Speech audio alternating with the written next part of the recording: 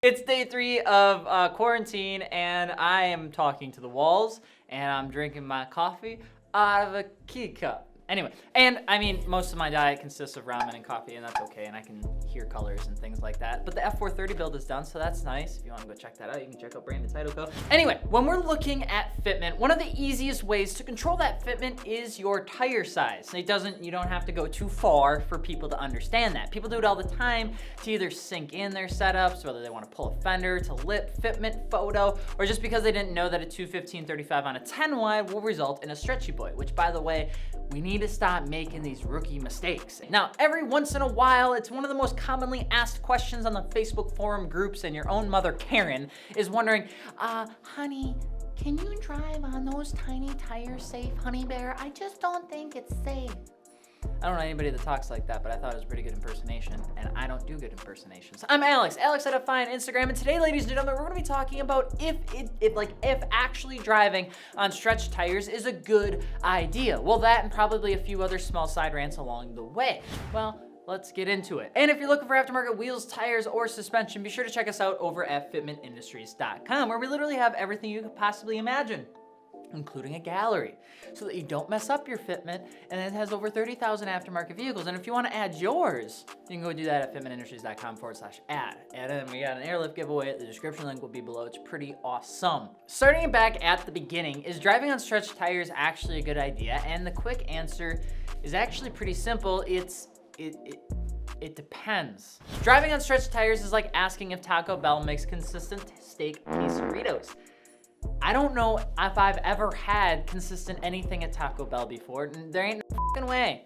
Okay, you're gonna put your life on that statement. Dakota wouldn't even put his life on that statement. The more aggressive you get with stretching tires, the higher you risk something going wrong. Now, that can be done through like DBeating, or blowing a cord, or losing tire pressure, or just increased risk of hydroplaning. These are all things that commonly happen as you stretch a tire more and more and more, which is essentially, if we don't know what stretch tires are, it's when the tire gets stretched on a wider wheel for a smaller size tire, and it's really just not something most people in the older community do. Each of these things are pretty real things that people run into, and stretched tires, you know, when you own them or when you have them on a setup, you want to be aware of. Now, DBeating happens with more excessive tire stretching. It's something that is pretty consistent and can happen to you at least once or twice if you're new to the tire stretching game. You'd see this happen with more heavier cars running like a stage 3+ tire that would cause this. Or there's a chance that you just messed it up when you mounted the tires on yourself with a can of gas and a match and it didn't seat right. Now, one of the things that you have to remember is heavier cars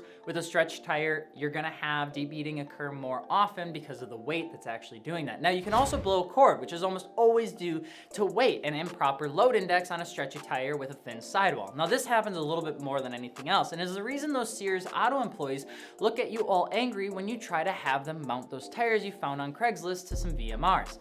I don't know why I keep using this example as a reference, and I think Sears is actually out of business now and nobody actually cares about them, but that happened to me, and I will never not remember that moment in my life when that middle-aged man that was very upset with me that I even dare ask to do that. But that and some tires are built specifically for sidewall flex to occur during normal or heated driving conditions, because your tires, they shake their booties when you go around corners fast, and that flex is what maximizes your traction path when the world and gravity is telling the tire to get the f out. When you're looking at that, that flex is essentially no longer there because the flex is built into the stretch. So when you stretch a tire, it removes that portion of your tire being able to do just that.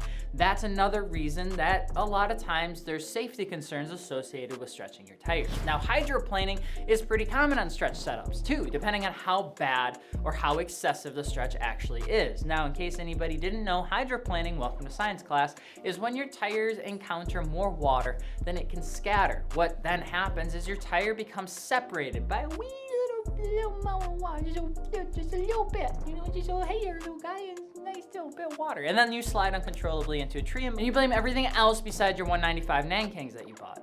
add a stretch tire with some camber and your contact patch just goes straight out the window. And when that contact patch becomes smaller, the ability to actually evacuate water becomes less and less and less. So if you're driving through a rainstorm, sometimes you can have a bad time. Now, these are all reasons that a lot of people think that stretching tires can be deemed unsafe, improper, not right, that you're the spawn of hell, a lot of different things. And sometimes people get very, very, what's the word?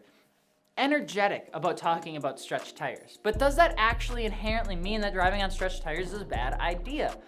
Well, sure, if you're looking at just the technical, but there's a lot more to it than just that, and that's why the answer would also be no. A lot of times when people talk about stretch tires, people almost always assume the worst. They imagine that one BRZ with the crazy camber on the 15 wides or the Lexus, and assume all stretch tires are just like the worst thing in the world and that they're 195s on 14 wides. And that's not inherently true. A lot of times you'll actually see most people, especially in the aftermarket scene, running some setup that is probably stretched. There's very few aftermarket setups that people will actively run that's a meaty setup. You know, like a stage 1 setup is actually something 70% of enthusiasts run without actually even knowing it. And let's be honest, if you saw what the OEM tire size was for your wheel, especially your aftermarket wheel, you'd probably wanna run a stretch setup too, because a freaking 205 6518 looking ain't gonna look good on that car. In addition, super shallow stretching really doesn't do anything in terms of negative performance or really negative driving experience. And this is where it gets a little crazy. We don't wanna say that all stretching is okay. As you go down to the excessiveness, there are some things that can happen. But a great example is going from a 45 or a 40 series on a 225 is pretty minimal. It won't affect your siping that much or your channels in your tire tread, and it will only make it look a little bit better because you're gonna have a smaller sidewall. Now, tire stretching isn't anything new either. It's something that's existed overseas for decades upon decades upon decades. It's been there a lot longer than it's been here. And the USA was one of the last ones to pick up the style, and that's exactly what it is really. It's a style. I don't think many people remember that stretching tires are to usually make a fitment setup work or to give the car a certain aesthetic. And there's really not too much function, aesthetic, or benefit to it, if at all. I mean, when you're stretching a tire, it's mostly for looks.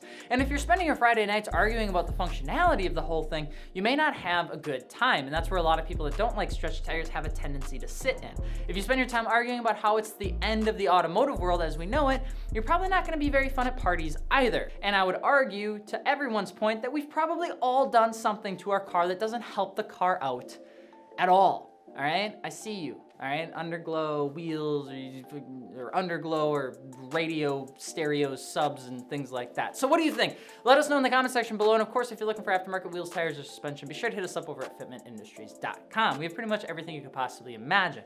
And of course, if you're looking or have questions on that sort of stuff, check out our gallery. You're gonna end up seeing a lot of people running really good setups in the gallery, and we don't really judge if you want a stretchy setup or if you want a meaty setup for your Camaro. We pretty much have all of it. Anyway, we hope you guys enjoyed. I'm Alex from Fitment Industries. We'll see you later. Sorry about the really exciting background. This is what happens when you're stuck at home and had too much coffee. We'll see you later. Peace.